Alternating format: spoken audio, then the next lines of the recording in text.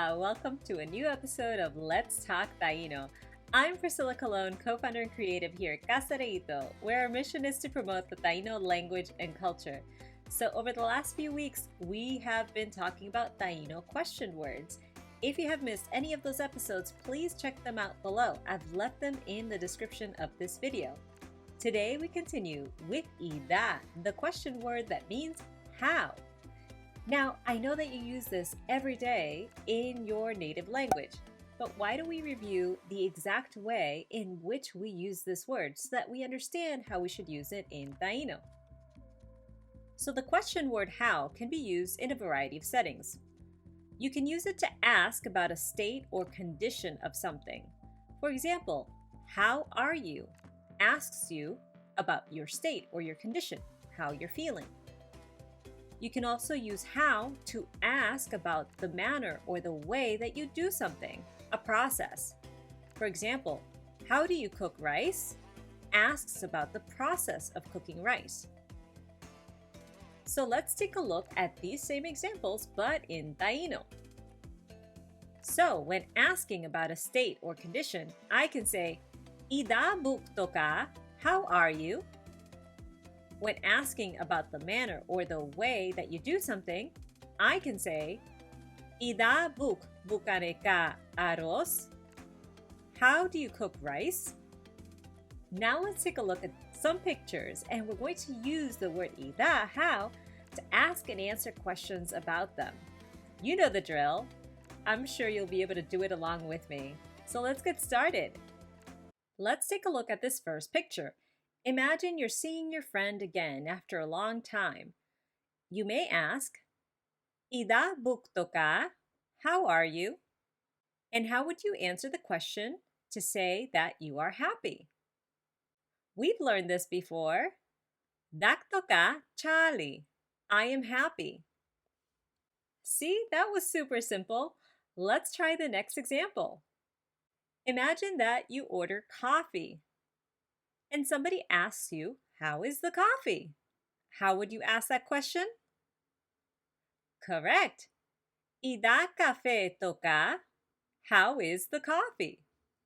Well, let's imagine that the coffee is hot.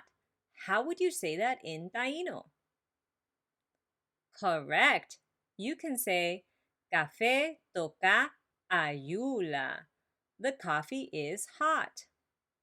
If you don't remember the word ayula, you can check out the videos we did on temperature and weather. I've left the link down below. Now let's take a look at this picture. I see a turtle, and I want to ask about the way in which the turtle walks. What question can I come up with? I can say, Ida kaguama waraita? How does the turtle walk? You'll notice that the verb waraita is highlighted because it's a new verb for you, but it's going to be super useful. Now, let's get back to this question. We know that a turtle walks slowly, so how do we say that in Taíno? Well, we can say, Kaguama waraita kahat. The turtle walks slowly. Now, here's an important question that you're probably going to use a lot as a new language learner. And it has to do with how do you say a certain word? So let's take a look at this example. Imagine that I don't know the name for yuca bread in Taíno. Let's ask that question. Ida buk ma'a yuca bread? How do you say yuca bread? So let's answer that question. Buk ma'a kasabe. You say kasabe. Isn't that useful? You can just say Ida buk ma'a. How do you say? And then just put in the word in English or whatever language you speak. So wasn't that fun? We quickly learned how to use the word Ida, how, to ask and answer questions. Why don't we review one more time everything we learned today? It was a lot. Ida, how? Ida bukto ka? How are you? Dakto ka chali. I am happy. Ida cafe toka. How is the coffee? Ayula. Hot or heat. Caguama. Turtle.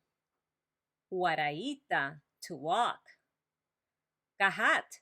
Slowly or slow. Ma'a. To say. Ida buk ma'a. How do you say? Buk ma'a. You say. Kasabe. Yuca bread.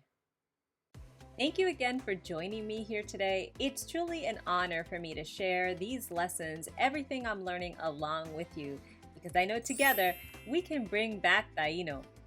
In case you haven't heard, we have a newsletter that you can sign up for to get sneak peeks of upcoming episodes. You'll know what I'm working on ahead of time. You'll see some personal pictures as well, just so we can get to know each other a little bit better. And you're going to get language learning tips, things to keep you in the rhythm of practicing your Taíno. We also have children's books that allow kids to have some fun while they learn some Taíno words and phrases and connect to Mother Nature. As always, I urge you to continue with your Taíno language lessons, whether it's with me or with someone else. The goal is to make sure that we're bringing back our language and our culture. In the meantime, Tay Karaya, Guaitiao Nagu.